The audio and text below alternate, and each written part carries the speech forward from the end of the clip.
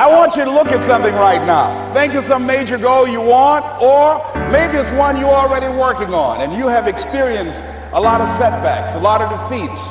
You've experienced a lot of disappointment. Maybe you've already given up. And maybe you just need a little fire, a little encouragement to get back in the game again. Here's what I want you to look at. There are winners, there are losers, and there are people who have not discovered how to win. And all they need is some coaching. All they need is some help and assistance, just a little support. All they need is some insight or a different strategy, a plan of action to make some adjustments that will open up the key to a whole new future for them, that will give them access to the unlimited power that they have within themselves. That's all that they need. So what I want you to do is think about something you want for you, that's real for you, that's important for you, that will give your life some special meaning and power. And I don't even want you to say, I can do that. I don't want you to assume that. See, 5 years ago when I started out in this area, I would not have been able to make the mental leap that I would be up to where I am right now. I don't want you to begin to just psych yourself out. No. I want you to be able to say something to yourself that will enable you to maintain a level of integrity with yourself. That when you say this, even when you face tremendous setbacks, it will be a benchmark to keep you in the game, to keep you moving forward and experimenting and readjusting your strategy and your plan of action, continuously looking for ways to win. So what is that something? When you got an idea you want to move on, you might not have the money, you might not have the education, you might not have the support or the resources you need. What is that something that can keep us going, that will enable us to act on our dream? What's one of those keys that will begin to help us to discover the secrets to our dream? Here's what I want you to repeat after me, please, with power and conviction. Say, it's possible. That's all I want you to do when you look at your dream. Just say to yourself every day, it's possible. Just say that every day to yourself, it's possible. Because what does that do? See, it begins to change your belief system.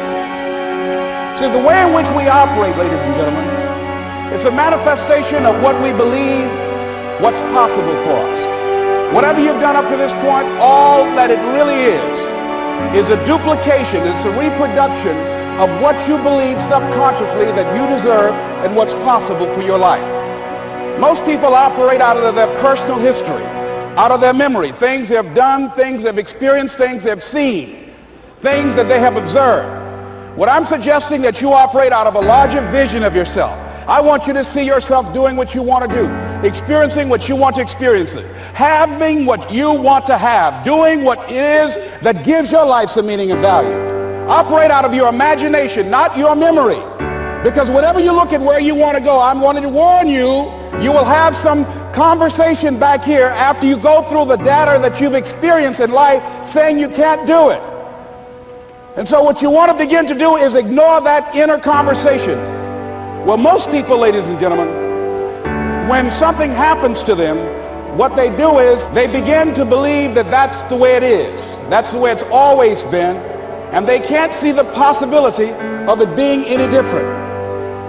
Example, before April 1954, the common belief, the universal belief, because it had been tried again and again and again and people had failed, the belief was that man was not physically capable of breaking the 4-minute barrier, that he could not run a mile in less than 4 minutes. That was the belief on the planet. It had never been done. But here's what happened, ladies and gentlemen.